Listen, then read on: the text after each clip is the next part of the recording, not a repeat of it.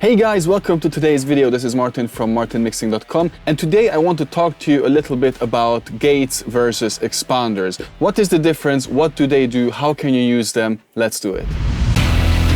Well, but before we jump into the video, I want to clarify one thing. Yes, those are Space Kittens on my t-shirt.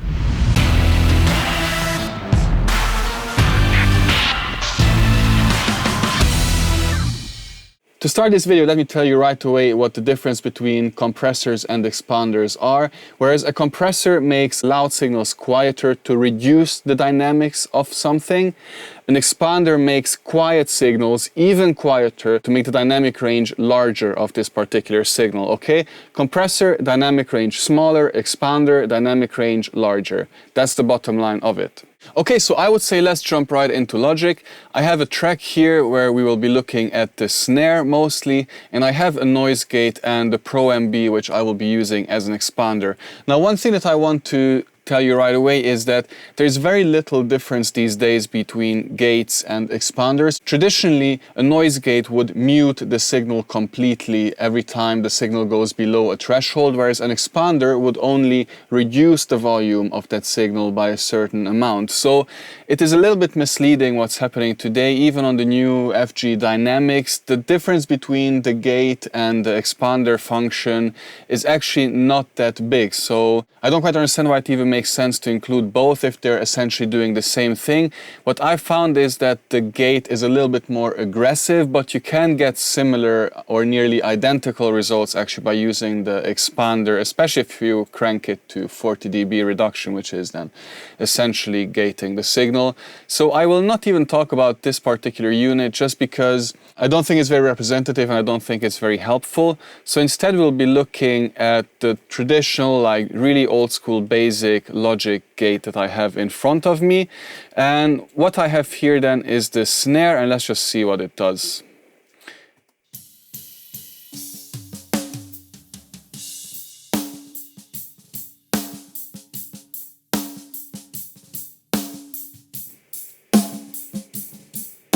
Okay, so as you can hear, you have a lot of bleed between the individual snare hits, and let's say that this is the chorus of the song, and I don't want any of the ghost notes, I don't want any of the hi-hat, I just want the really quick punch.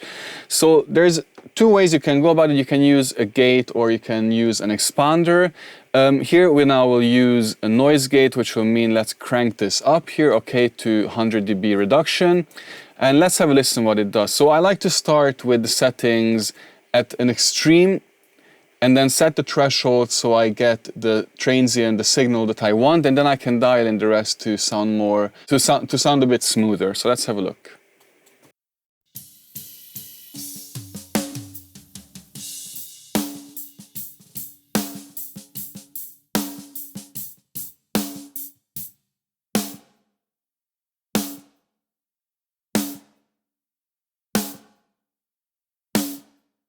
Great, so this sounds really good to me. As you can see, the gate even indicates that it is open or closed. So really it's meant to be a system that is either open or closed. There's not meant to be an in-between state, except for the time it takes for it to work, of course. A little bit about the time constants here, which I find really important. So we have an ADSR release curve, so attack, hold, and release.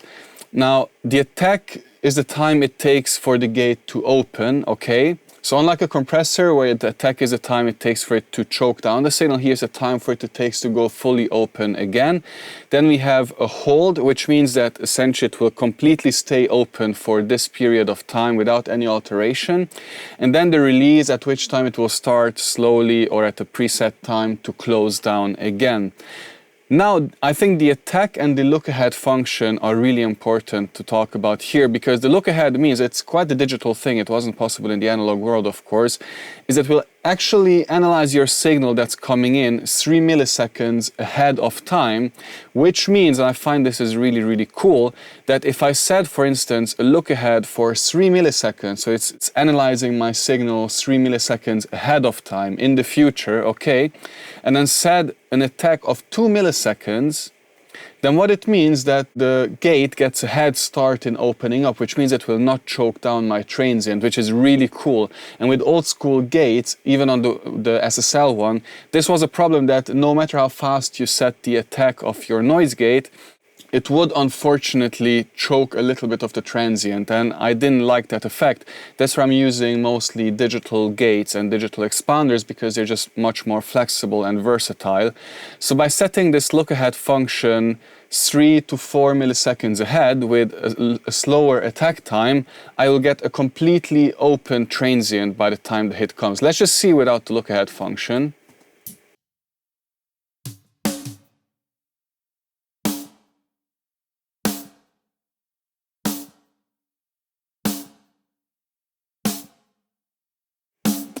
I set it a little bit extreme just so you can hear it. So now you can hear there's not a very tight and clear punchy transient when I set it to 4 milliseconds, okay? But if I now do a long look ahead, then this should change. Let's just see. Let's set to 5.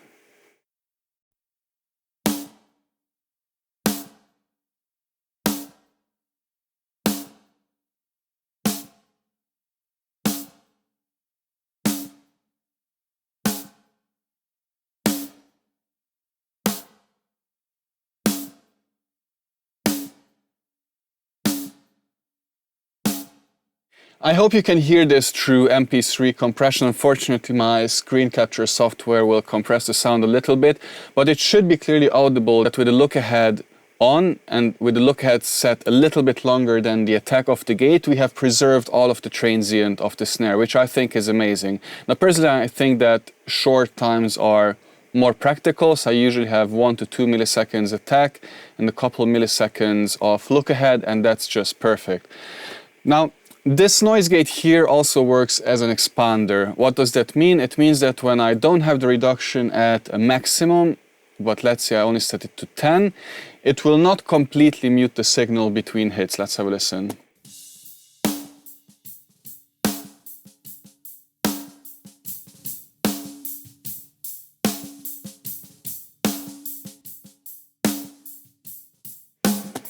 Now, this is now working as an expander, and I really like this because there are some circumstances, particularly actually in this song and sometimes with vocals or live performances, where I don't want to completely mute whatever is between the unwanted parts, because it can sound very unnatural on snares as well, especially on, more organic music, blues, jazz, classical, these kind of genres.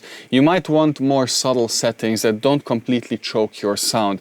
Now, if this was a really heavy rock song, I would use samples anyway, but if I was using the real snare, I'll probably just have it muted. I'll probably just use a gate and then use reverbs or whatever to give that big snare sound. But here in this particular song, I wouldn't want to choke the signal completely. I would set it up to somewhere about 15 to 20 dB reduction.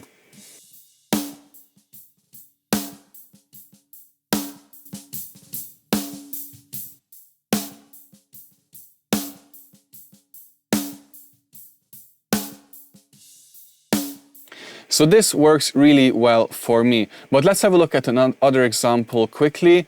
This one, the Pro MB, can actually also be set up to act on one band, which makes it essentially just a compressor.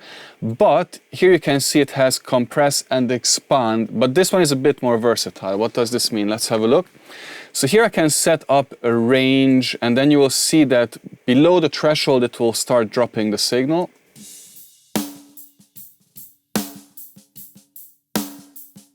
So this right here is a really good visual representation of what an expander does. Let's go a bit more extreme.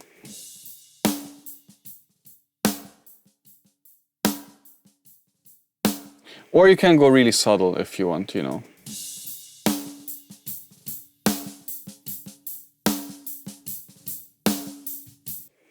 However, and I think this is the good part of the video. So as I mentioned in the very beginning, expanders make the dynamic range larger, and we have just seen how it's achieved. It will make quiet signals quieter, but what it also can do, it can make loud signals louder, and I think this is the secret sauce of expanders, and this is where some really cool creative effects can also come in.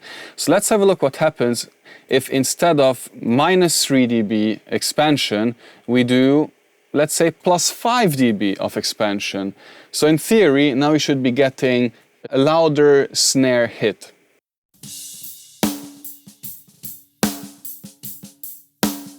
And that's indeed what's happening. So let's have a listen without.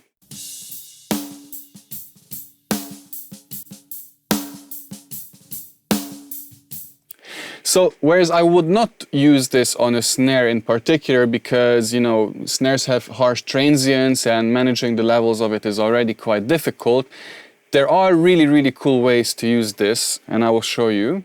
So one really interesting way to use an expander is to, for instance, make the attack of an instrument louder without affecting the rest of the frequency spectrum. So the way I use this usually, and quite often as a matter of fact with the Pro MB, is that I have it set so that it only affects the part of the signal that I want to be louder, and then I use it to make the transient information more punchy and more in your face. Let's have a look at this guitar here quickly.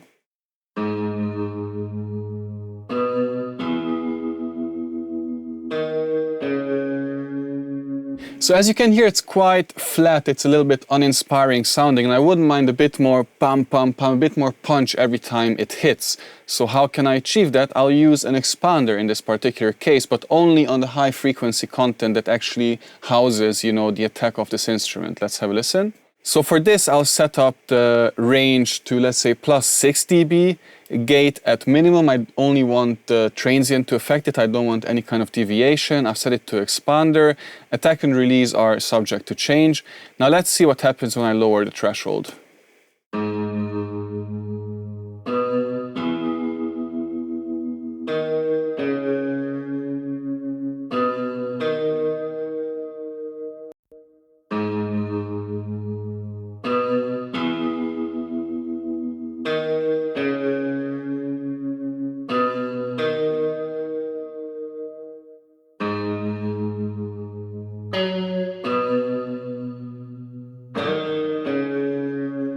Okay, so you can hear that the guitar sounds much harder played, as if the guitarist was playing harder. Let's hear it without and with again.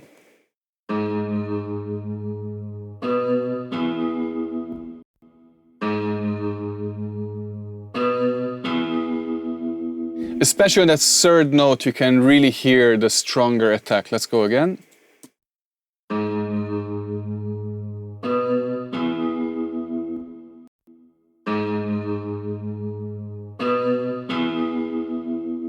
So as you can see, this is a really cool way to make selected parts of the frequency spectrum play louder, whereas the rest remains unchanged.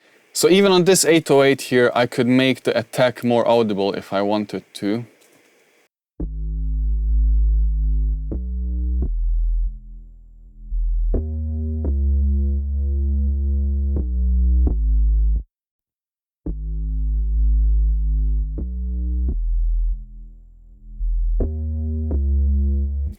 In this particular song, I didn't want to do it, but it's something you can do if you want. Most often I use it on synths, on pads, on these kind of instruments that are quite flat sounding, but you need a little bit more play. And I think that these kind of tricks to make things sound more dynamic, a bit more exciting, are really the key, really the secret in how to create a really engaging and musical mix.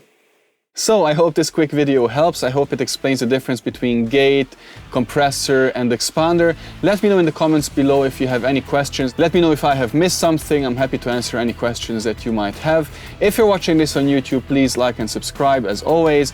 If you're watching this on my Facebook group, good to have you. And I'll be seeing you in the next video, guys. Take it easy. Happy mixing. Bye bye.